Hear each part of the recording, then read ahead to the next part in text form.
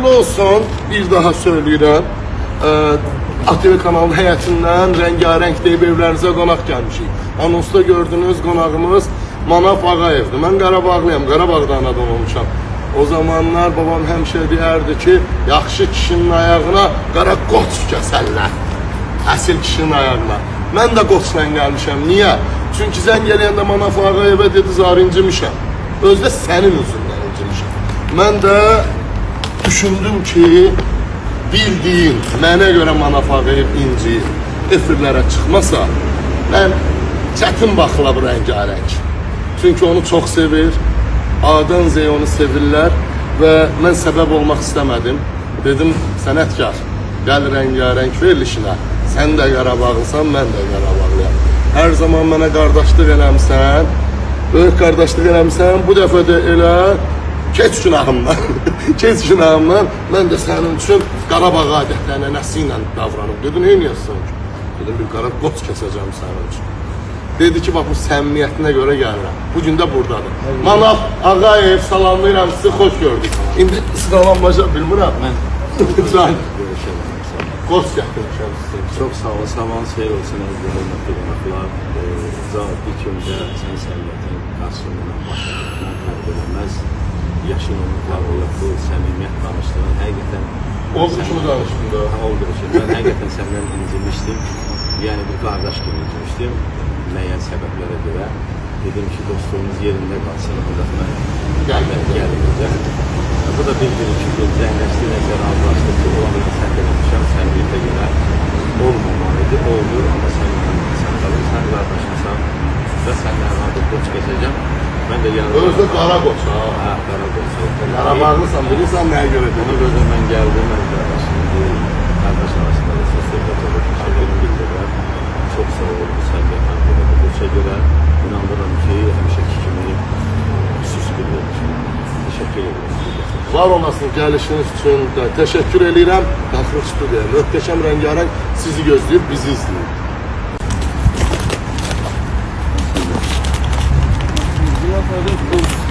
Çəkilişləri özünüz eləyək. Bugün də bundan güzel onun kəsi.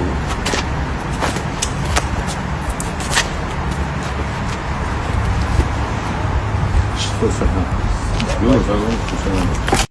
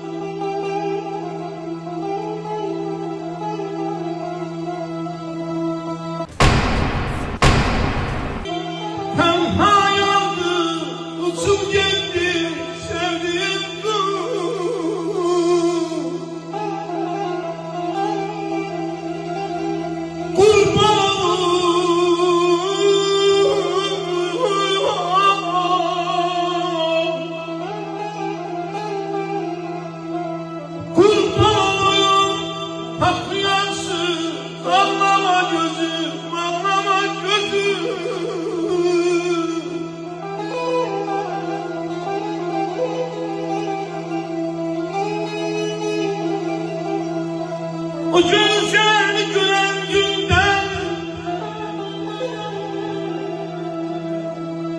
o gözleri gören günden yıkılırdı pencereden. Alıp gitti beni benden, ağlama gözüm, ağlama gözüm, ağlama gözüm, ağlama.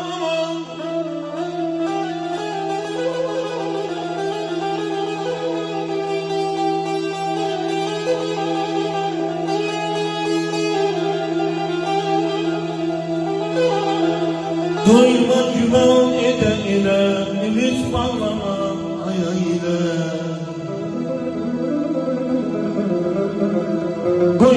güman ile ümit bağlama, aya ile günah etme bile bile.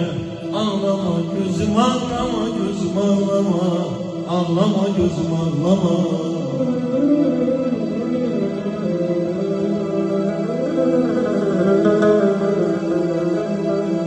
Apardı eşkimi, üstümü bütün.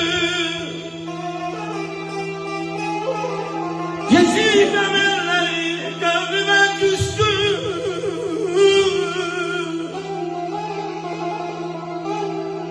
Seni özgesine nişanlanan gün,